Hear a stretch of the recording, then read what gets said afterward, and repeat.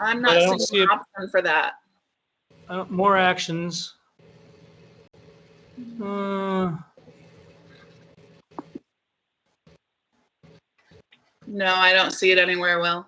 Okay. Oh, this will work.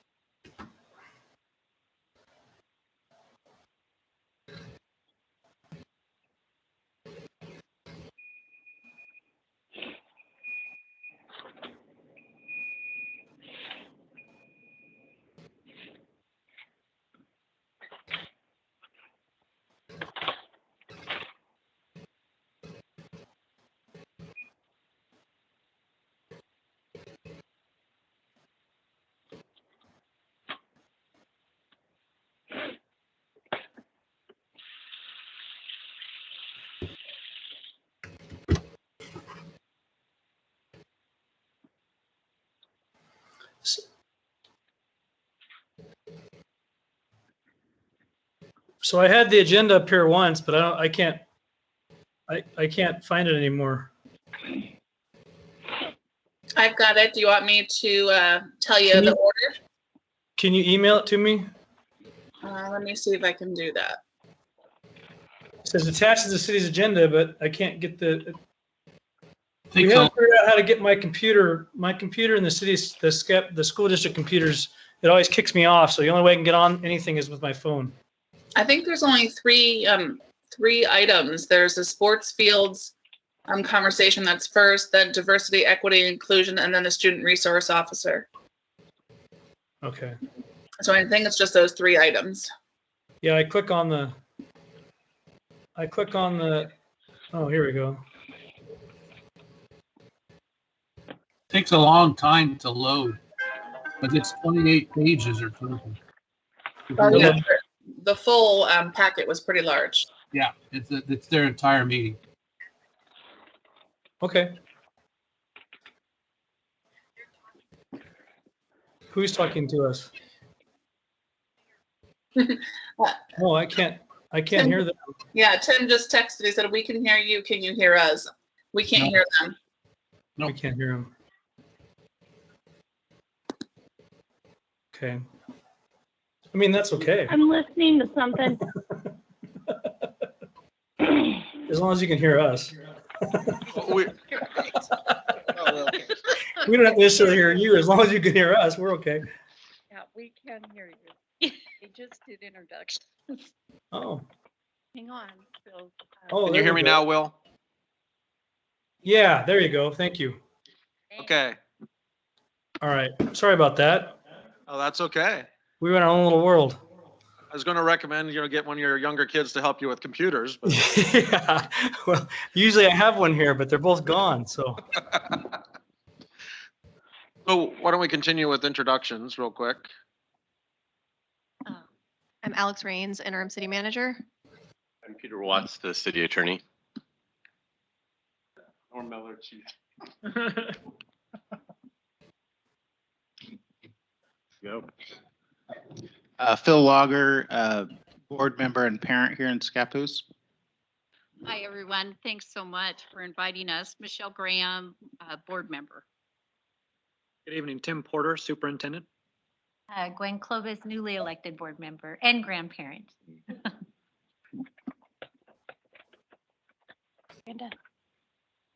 Who? Will, go ahead. Will Cassidy, school board member. I'm blind. Jim?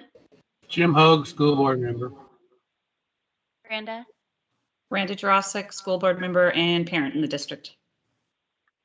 Jen, Jen Stearns, Director of Student Achievement. Oh, and Summer, there she is. Yeah, Summer Stutzman Hogue, school board member and parent. In the car. Is there anybody else? multitasking. Yes. All right. So the first item is we're just going to talk sports fields. And so I guess the question we keep getting was your inventory. Yeah, so I typed it out and I'd be happy to send this to you guys so you have it as well. But I'm just going to go through by location. So at the district office, we have the varsity softball field, which is kind of right behind the district office.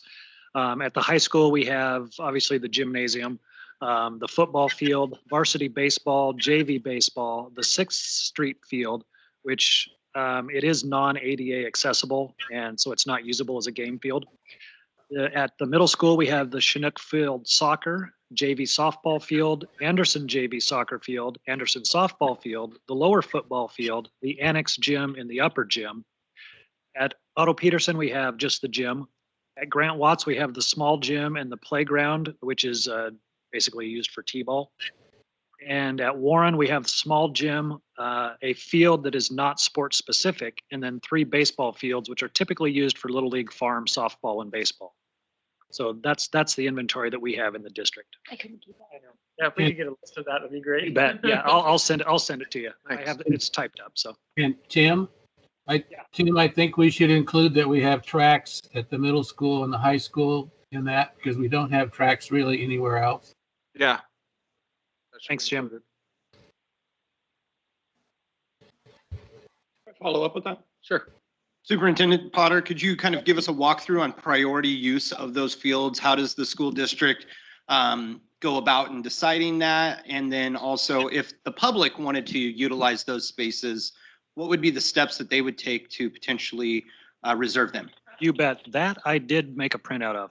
It's going to be coming around to you. We have 3 different categories, and you'll see when it comes to you. The category 1 is school associated, and then we have priority A, B, and C within that category. Then we have category 2, which is community partners. That has priority D, E, and F within it. And then we have category 3, which are for-profit organizations, and that's category G. That is the prioritized list of how we go through and determine who gets field usage or gym usage or theater, any of those facilities that we might, the community might want to use.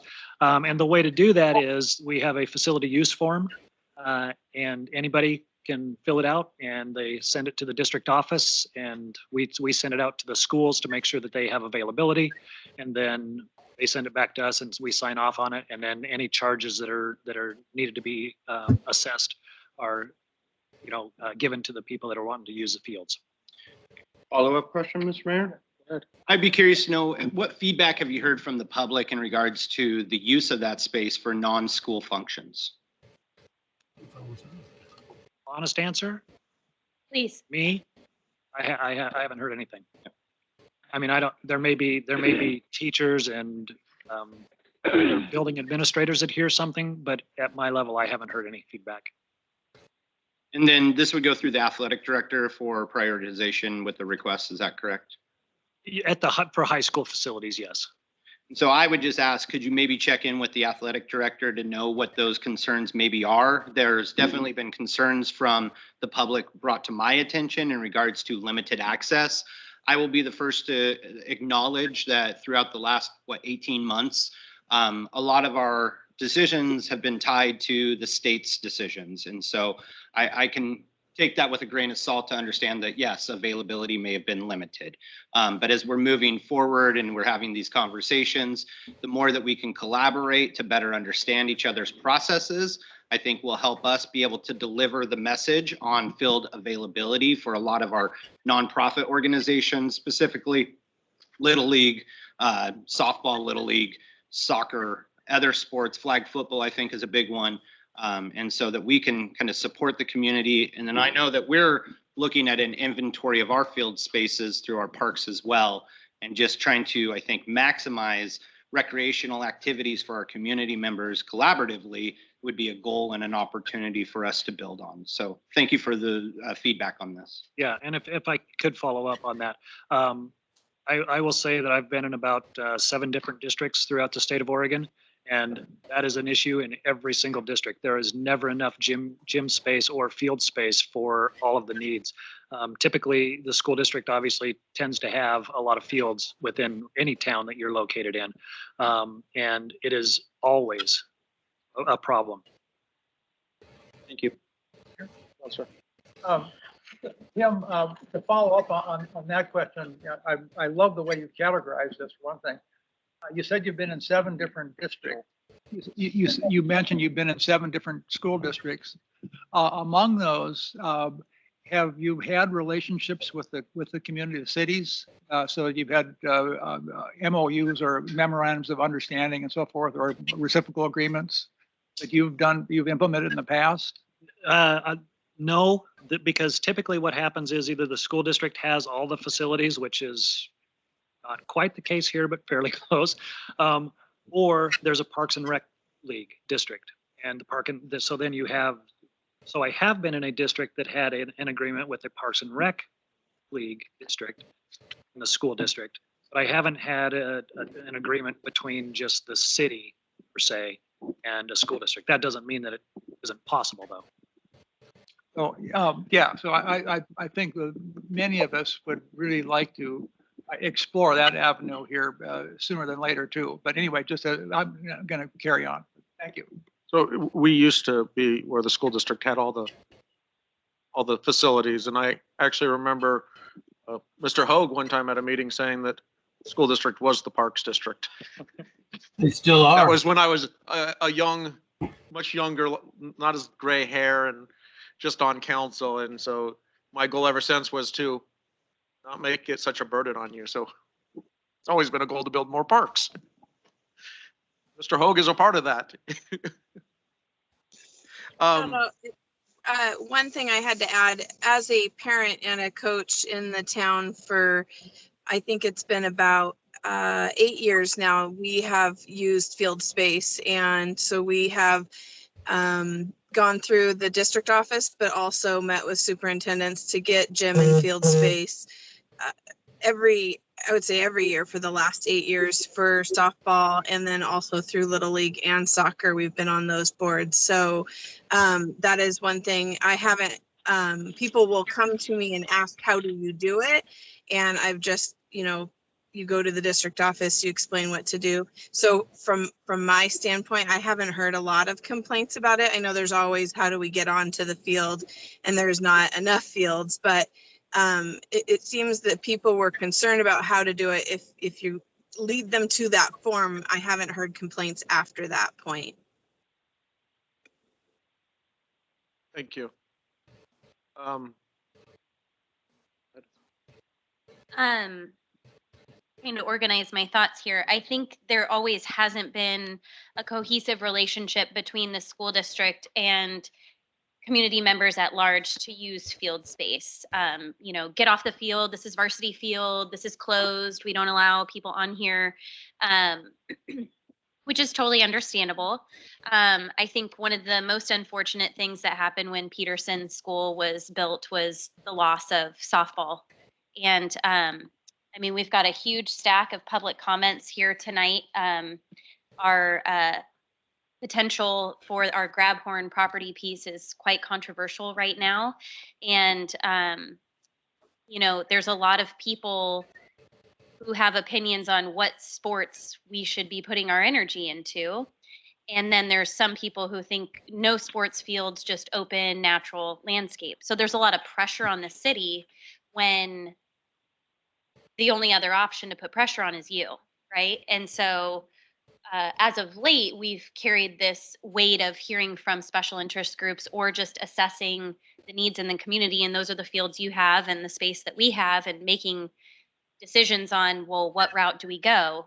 And I think that, not everyone can be pleased with the route that we have to go. But if there is,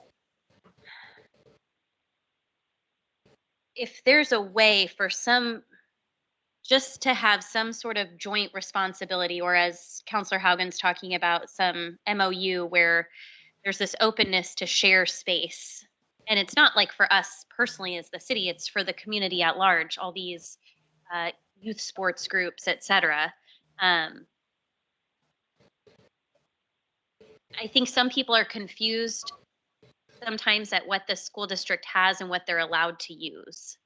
And it's nice to hear that, we just say go to district office and they'll tell you what you can use, I guess. One of the things on here that I had asked, that had come up in a conversation, was a calendar or a sign up option on your website and on our website for field use and just availability across the city. So let's say somebody wants to, and this is the debate too, who owns the tennis courts, right? I mean, at one point you did, and one point we did, then we both did, and I'm not quite sure who owns them now. But Well, they do. It's on their property. oh, you still do. Yeah, it's technically. We just put money in to help. We just put money in to help you with it, I guess. Well, we did. When we Like- resurfaced it, the city came in and half 50-50, I think, on that project.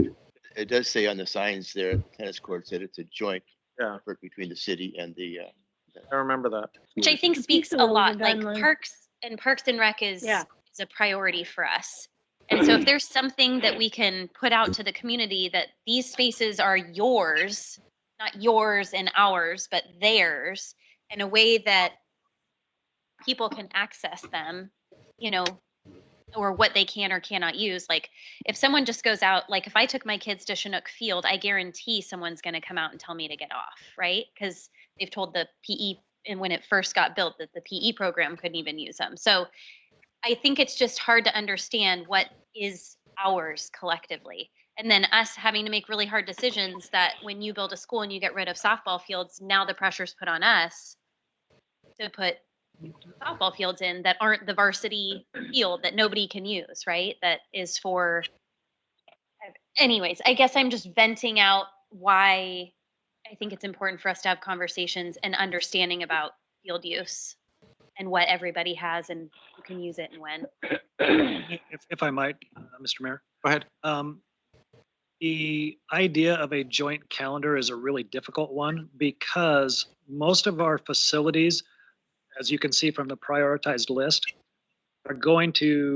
our athletic teams in the school district are going to get priority for those facilities. And what happens a lot of the times in the spring or the fall is because of the type of weather we have around here, we haven't had a home varsity playoff game in football for I think about 5 or 6 years because we have to go to St. Helens or Hillsborough because our field's always beat up.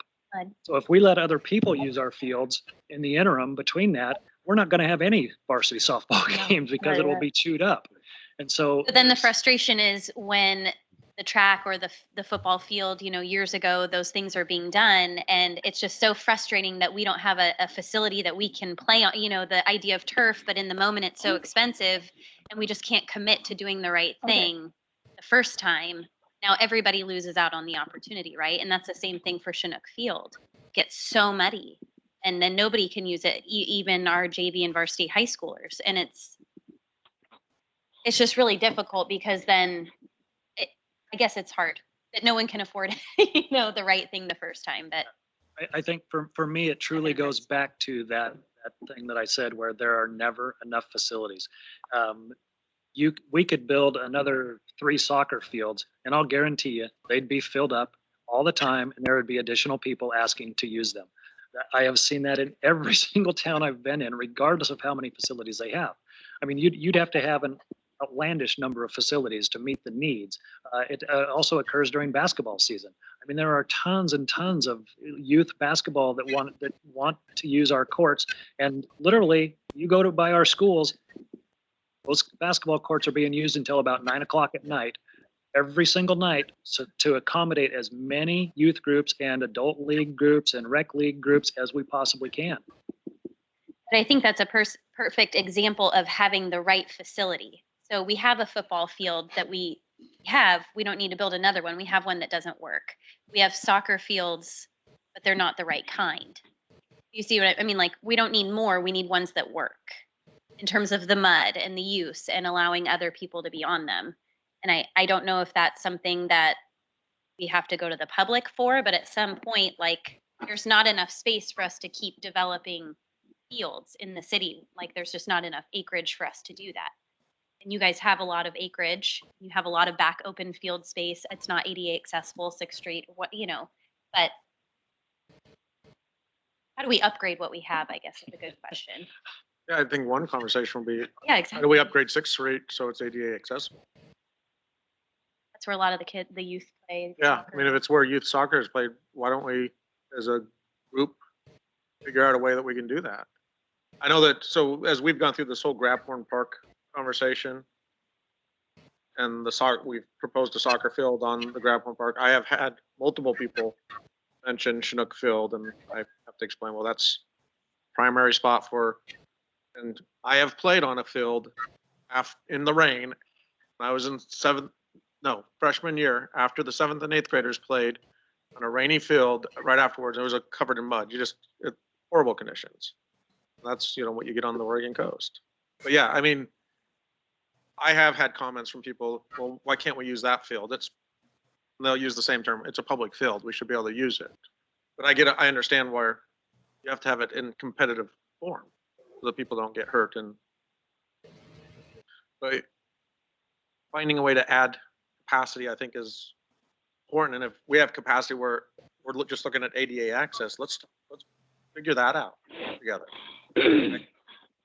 That would be cheaper than finding a big piece of property, buying it, developing it, in my mind. So, I mean, let's look at some of these little things that we might be able to work together with to move things forward. We don't have, I mean, we're literally the only team in our league that doesn't have turf facilities, whether it's baseball, softball, football, lacrosse, it doesn't matter. We don't have turf facilities, and we're one of probably a handful in all of 5A at our level that have turf facilities. And so it's an anomaly right now. Mr. Mayor? So I would simplify that question has the school district explored upgrading your current sites to a turf field or adding lights at other locations to expand the use specifically in the fall season? So after 5 o'clock, when the school district may be done with it, their schools would be done with it, that it could be potentially used with the public. Yeah, and I'll give the answer from my perspective, and probably my business managers if he was here, and then the board members can weigh in as well. It all comes down to the almighty dollar, and those things are expensive. A turf field, I don't know what it is now, but about 10 years ago when we were trying to put one in another district I was in, it was about $1 million to put in a turf field, and that's one turf field. And so when you're talking about that, and then you're talking about the state of funding, as everyone's familiar with in the state of Oregon, how well, I'm assuming how that works for school districts, we have a finite pot of money that we're supposed to be spending on educating students. And so it's hard to divert $1 million to a facility upgrade when that money is supposed to be being spent for the educational attainment of our K-12 students. I would be curious to know then, how have the other schools done this? So typically that's done through a bonding process when they build new facilities. And so whenever a district goes out for a bond, they typically include upgrades to their facilities, and that's part of the upgrades that they do. I mean, if you look in Hillsborough, every single new school that they build has artificial turf. Has the school district thought about going out for additional bond dollars? That's a topic of discussion at the, and if one of the board members wants to weigh in further than that, but that is a topic of discussion that we will be broaching in August. I will add something. I was on the long-term planning committee when we went for the last bond, and that bond we passed in 2008 was 40 years before we had passed, or 40 years after we had passed one.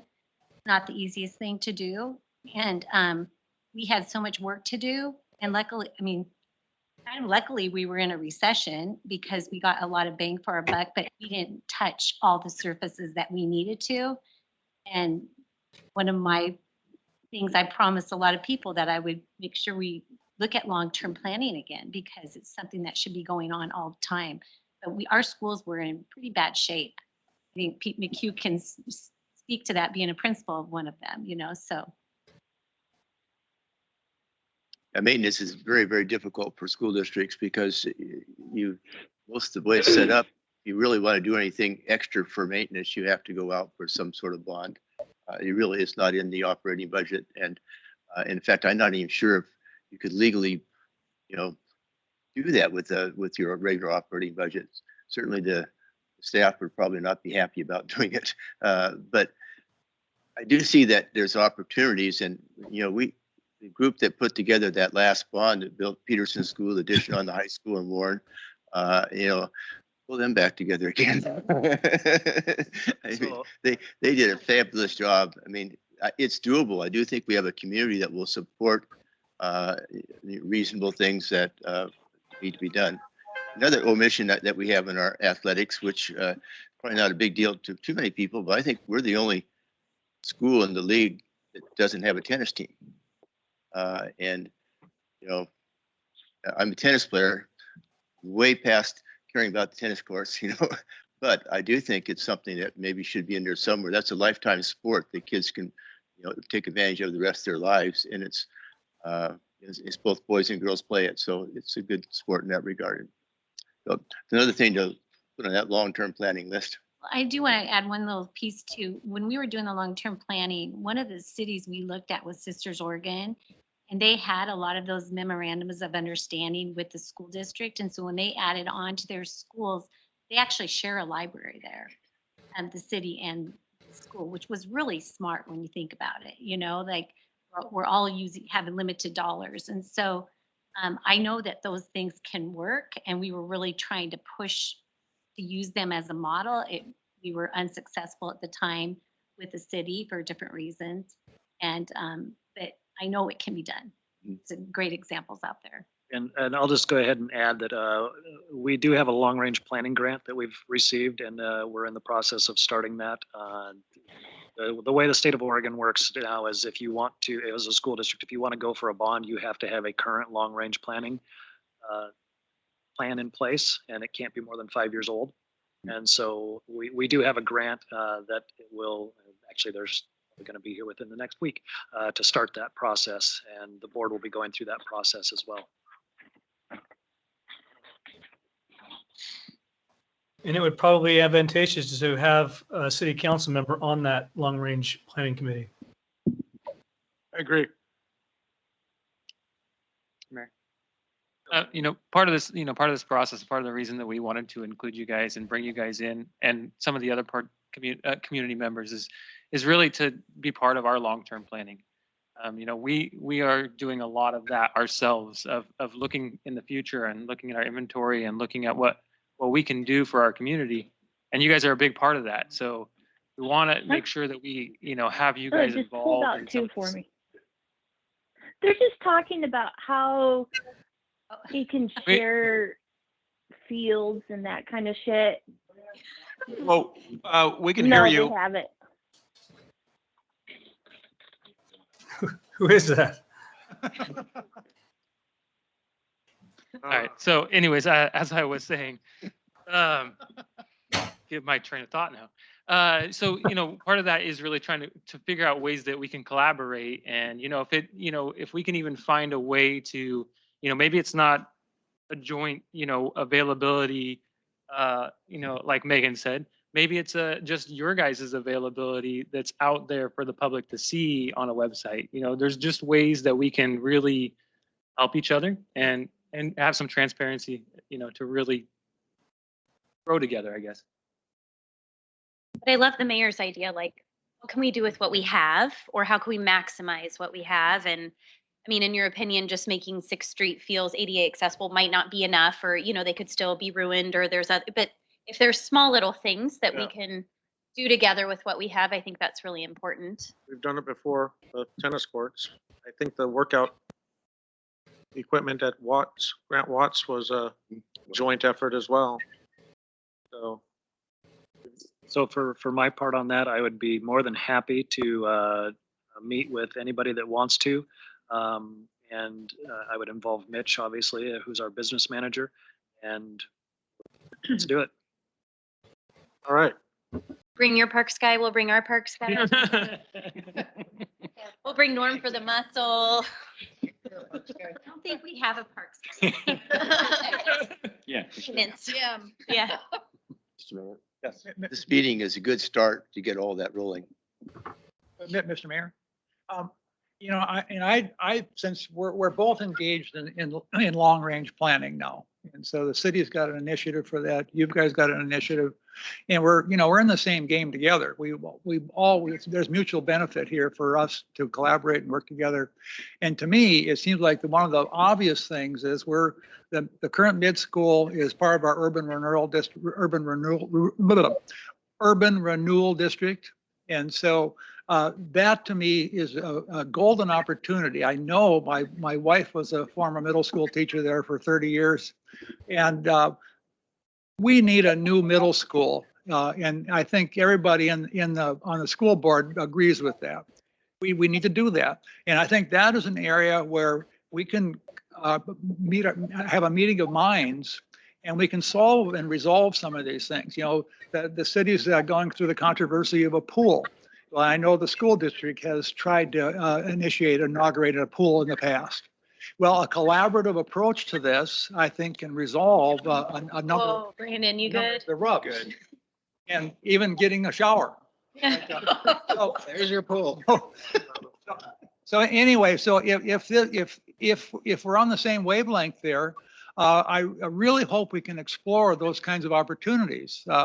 And they are indeed opportunities. And so that's, you know, this is the first volley. So the successions of volleys and rallies, I think we can come up with some really productive results. Counselor Haugen, I never want to put words in your mouth, but we have had conversations in the past. Are you implying potentially it being in the urban renewal district, the middle school, if they chose to build a new one, that would be an opportunity for the city to take over that building as a community center or office space for the city? I just want to make sure that we were on the same page and that was vocalized. Yeah. We are very interested in grabbing that from you. If nobody's ever said that before, we just did tonight. Well, it'd be a huge enhancement to our community. Totally. And that would be more in line with ours. That involves finding a piece of ground for the middle school. Yeah. Another piece of ground for the middle school in this city somewhere. There's the big question. Acreage and money. It seems like we're all short on both those. We've got a lot of smart people on these two boards, so I think we can come up with something. So it sounds like we're going to meet further on how we can work together. So why don't we move forward on the agenda, because we only have an hour. Is there anybody else that wants to say anything about the fields conversation before we move on to a different topic? I'd like to say something real quick. Hello, Paul Fitterich, the Parks and Rec Committee. I think there's a lot of work that can be done on the research for the fields. For instance, a quick search online shows that a turf field is about $100,000 a year less to maintain than a grass field. So right away, it might not be such a large disparity. I know it costs more up front, but it's going to cost less to maintain. Secondly, I was talking to the mayor today, and the Parks and Rec Committee would love to get involved with this issue with the fields, and we'd love to help out in a way. Thank you, Paul. He's a member of our Parks Rec Committee. So thank you. So why don't we move forward? We're going to try to engage the school with the Parks and Rec and our staff to work on some of these facility issues that we can jointly work together. I think there's an opportunity here. The next item on the agenda is diversity, equity, and inclusion. You had this one, right? Yeah, but they can start. So that is why Jen Stearns is here. Jen Stearns is heading up our equity work, diversity, equity, and inclusion work, and is also working on a policy that will be presented to the board September, October-ish, somewhere in there, depending on how that goes. But if she can, I would like Jen to speak to that. Hi, everyone. Thanks so much for having me. We began this journey back in September. I started the work by just putting out an all call to the community, including our students. And from that all call, we actually had over 40 people that reached back out to me saying that they had a desire to be a part of conversations related to diversity, equity, social justice, access for all of our demographic groups in our community. So we began in October by developing this team. The team is composed of students and staff and administrators, parents and community members. We started to meet on a monthly basis to be able to not only advance work connected to diversity, equity, and inclusion, but also to be able to grow our own skills and knowledge base connected to this really important work. We really see this as transformative work for our community, and the participants have been growing their foundational knowledge, but they've also really built an assertive action plan. It's a 3-year timeline that we have related to specific targets. We have 3 main targets that we're working toward. First and foremost, it's to be able to improve the achievement of all of our students. So we want to make sure that we develop a culture of equity, where we're able to talk about instruction and how to be able to reduce the achievement gap between our white learners and our learners from other demographic groups. Our second target is to make sure that the leadership ensures that all of the educators are able to demonstrate culturally relevant teaching practices and pedagogy and assessment and teaching strategies that are going to result in that increased achievement for all students. The last target is really to make sure that we are maintaining public trust and that we're creating transparency and we're supporting environments of inclusion and access for all of our students and families, and that our families are having a large voice in the decision making that's happening, that they're truly partners in the work. We developed 3 different subcommittees, and the subcommittees meet for a second meeting over the course of the month. One of those subcommittees took a look at us, kind of like a needs assessment. That committee is developing the plan for some listening sessions. We're going to be hosting listening sessions in September in order for us to be able to kick off the school year. We want to be able to make sure that we're hearing all the voices in our community. So we're going to be scheduling multiple listening sessions to engage conversation related to this work, and we're bringing in an equity consultant to support that work. The second group was the team that was developing that equity policy that we plan on bringing forward to the Scappoose School Board. We really set an intentional decision to be able to bring that equity policy forward to the school board.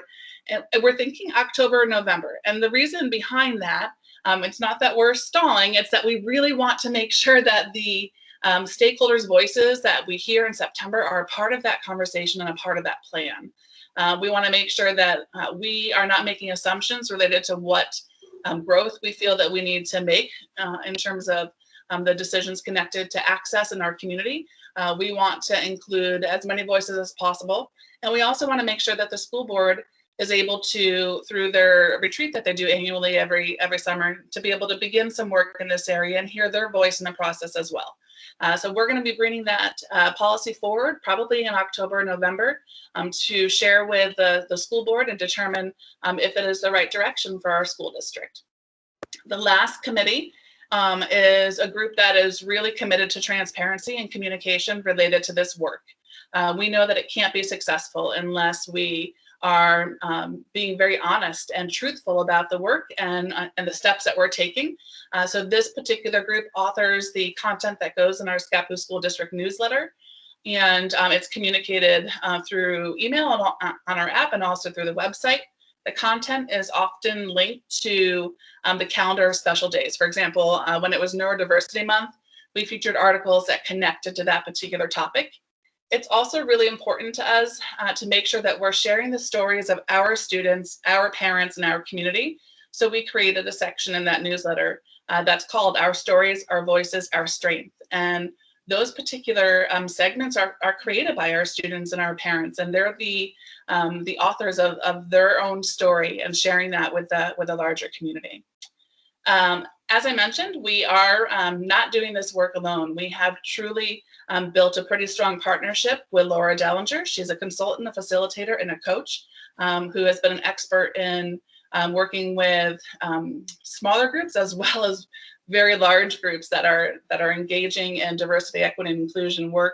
She brings a ton of expertise and knowledge and experience, and she's going to help us to host those listening sessions and those empathy interviews with our community in September.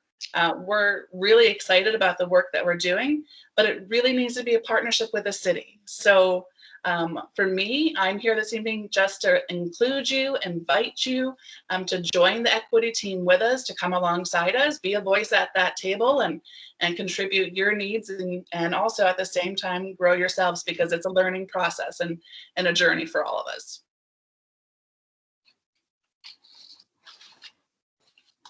Any questions? I would just put as a reminder, the ADA fields for the 6th Street to be inclusive of our community. So Access I for appreciate all. that.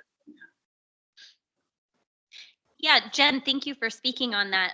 As you know, I'm part of that group, and I thank you for that opportunity to be included in that. I guess the reason I put it on our agenda tonight was just to allow you the opportunity to share that work with the group, but also just in any way that the city can support this work, or if there's anything on our front that we can do to be a voice for this work, please let us know. And I'm sure that perhaps people might feel included or invited to do some of the listening sessions. No, that would be wonderful. We'll make sure that we reach out directly to all of the city council members to be able to participate in those sessions. If you also feel like there are members of the community that you'd like us to intentionally go out of our way to include and invite to join in those conversations, please definitely reach out to me. I'm sure Megan can share my email address. Intentionality related to invitations is a pretty big deal and pretty important in this day and age. Sometimes an email doesn't do it, but if I make a phone call and talk to folks, relationship is critical. So if I'm able to connect and invite folks, and that's super important, and your expertise in that area would be lovely. Thank you very much, Jen. Thank you. Anything else from council? Yeah, please just keep us informed and invited. I think that would be great. We'll do that. So that we can, we can get involved, I guess. Just getting out of COVID, we're just used to socializing again. Yeah. You crave invites now, huh? Oh, I was driving Uber. After a year, got someone that was a tourist and asked me things to do in Portland. I froze. I didn't answer that question in over a year. It's just getting back into that. So the next item is our student resource officer. I think the city continues to make that a priority position. And we just wanted to reach out and see what kind of support is still there. Yeah, so Norm and I have spoken about this, and for this year, we don't plan to have a school resource officer, but we do want to make sure that we're revisiting it as the year goes on. Obviously, this last year, there was just no need for one. We didn't have students in school for most of the year. And so very lonely job for that off. Yeah. I think we would have snagged him back. Well, and a little bit of that happened the prior year. And so, but Norm and I have a great relationship, and we'll continue to communicate what our needs are. All right. Yes. Can I add one thing real quick? One thing that I would also like to try and communicate a little bit is if there's a possibility that, as a group, because you guys are a big part of the community, you have a lot of communications with the community, we as well as the city do. If we can have some collaboration on that, whether it's our newsletters, we'd be glad to probably, obviously that's up to, council and everybody else, but share information so that we're accessing more people if that's a possibility. So.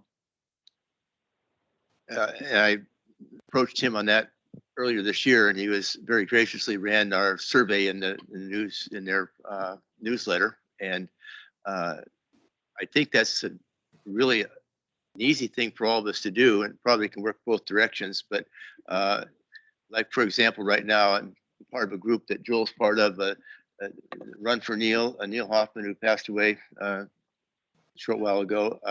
We're doing a memorial run for him. And, you know, what my job was to see if we could get something in the school district newsletter. Well, my reaction was they probably don't have a newsletter this time of the year, but I don't know. But would that be a possibility, or could there be a blurb sent out? We're trying to get a good sign up because it is a fundraiser for the family and Neil's memorial, and it's all going back to the school district. So we do have a newsletter that goes out monthly, and if you go to our front web page, or the high school's front web page, you will see a picture of Neil. Yeah, I know. I knew that. Yeah. With the information for the fundraiser. What they're trying to do is build the sign up quickly. A couple of new things have happened since then that we wanted to get the word out on. Well, anyway, I said I would like a ask. blast out on the app, just like a blast out on the app. You know, people have the app or an all district.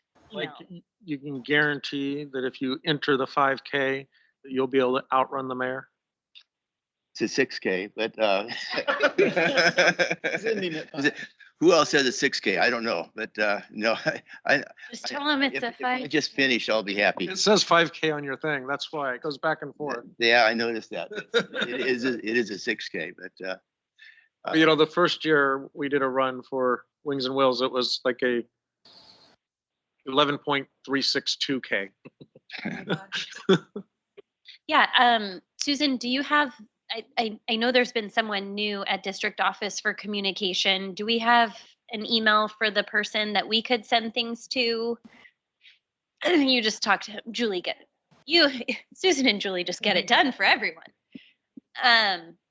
Yeah, I think it hasn't always been the case that maybe we have information and we'd like it to be put in the newsletter or put out on the website or the app. But I think we are very, for sure, open on our end, and we've put lots of different events. Our newsletter started as one single page in the utility bill, and now it's like 4 or 5 back to back. So, you know, the printer costs, ink have gone up, but that's okay. It's worth it to communicate. So I assume that with our long range 50-year look that we're going through, the school district's going to be included because we're looking at big picture. And those big picture items are going to include where the future school is going to be.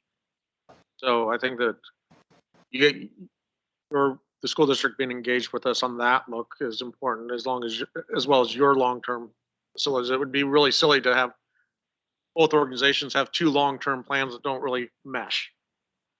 So I think that if we work together on that, just so that some of the information sharing will come out of it, I think will be great for both of us. If I can go back to the student resource officer, I know when I first started, we had been paying for a full-time student resource officer. We covered the salary completely, but yet they received all the services. And then we had approached the school board about going in half and half and working together on providing salary together. And that worked for a few years. And then now we're at a point, there was COVID, et cetera. So Superintendent Porter is talking about potentially revisiting the topic as the year goes on. I can't recall in our budget if there was a line item reserved for student resource officer if it did come back this fiscal year.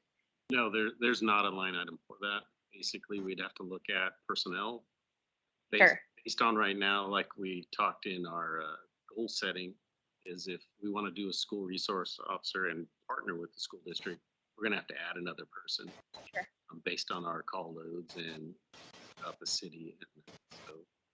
And that would be a firm. Talked about that. Again, the school board and Tim and their staff work great with us. Yeah.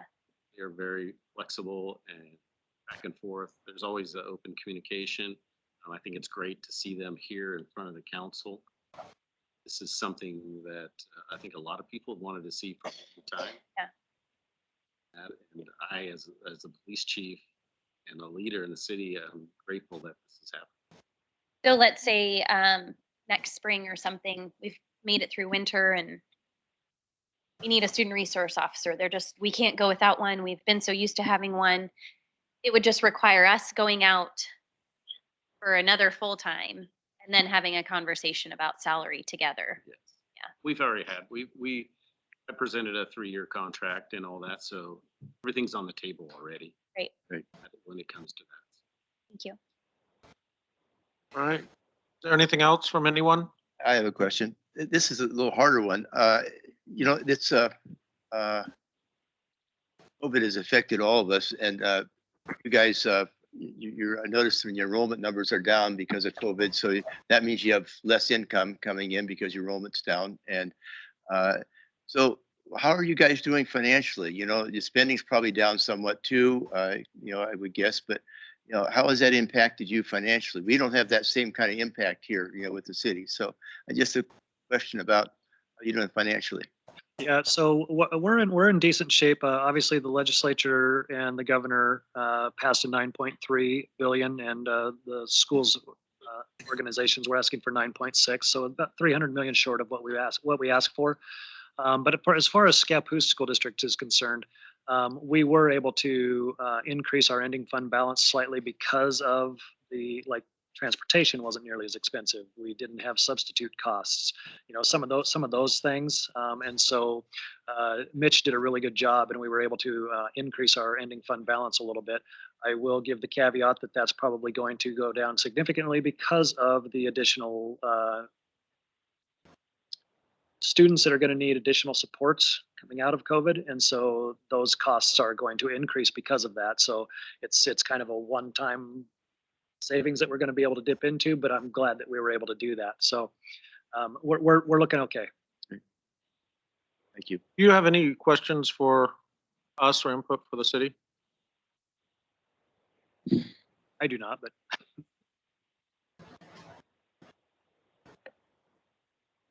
Sure. My name is Kara Hines. I'm the chair of the Parks and Rec Committee.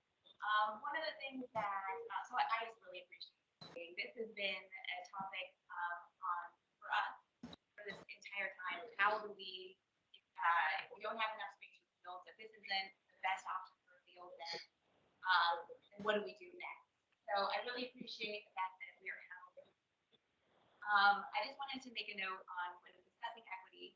One of the things that has come up recently is not just public comment, and that is several of the public comments that we have received in many softball parents is that the female softball players are often pushed out for soccer games or baseball fields for the baseball team. In doing a quick count, it sounds like there are about 7 baseball people. Is that accurate? So including veterans. There's two there as well. But I only counted softball people. So I just think that I just wanted to highlight that. If my math isn't correct, I was trying to write that down. But I just wanted to highlight that it's probably correct that we will never have enough fields, but now there's still a disparity among the opportunities for male players and players. And if I might, there's what we have as an inventory is we have the varsity baseball field and a JV baseball field. Then we have a varsity softball field and a JV softball field. And then the 3 other baseball fields are actually the ones at Warren that double as Little League Farm for softball and baseball. Softball and baseball, okay. All right, and then we have the 2. Thank you. But that is something that I have routinely heard, and that we have heard feedback throughout this entire wrestling process, is that female softball players. So, talking about fields and talking about equity, I think that. And fundamentally, a softball field is different than a baseball field. So when we say they share them, they can't really share them. They do it. You can't move a mound. You can't. I mean, you change the distance between home plate and Anderson's about the only one you can reconfigure. Thank you, Kara, for saying that. Thank you. All right, if there's nothing else, it's Mayor. well, it's almost 6. Okay, one quick thought. I think we should start a routine of communications for your newsletters and the city newsletters. There's every month we have something that we could benefit from the city, including in the school district communications and vice versa. So that kind of reciprocity, if we start that routine, I think it'll be beneficial to everybody. Just a thought. Does any of the board members online have anything?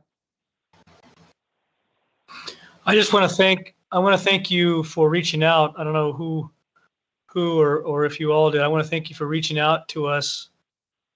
This is a great start, and I think we've always had a good relationship with the city. But to be able to sit down and talk and listen, I think it's a great first step. And I do appreciate Joel talking about as far as us giving you information you can give to your patrons, and the school district giving information to their patrons regarding items from the city, because some people don't live in the city that we serve. And so it's good for them it's still their community. So I want to thank you for reaching out to us. And I hope this is the beginning of a lot of mutual collaboration. Me too. Thank you very much, Will. Anything else?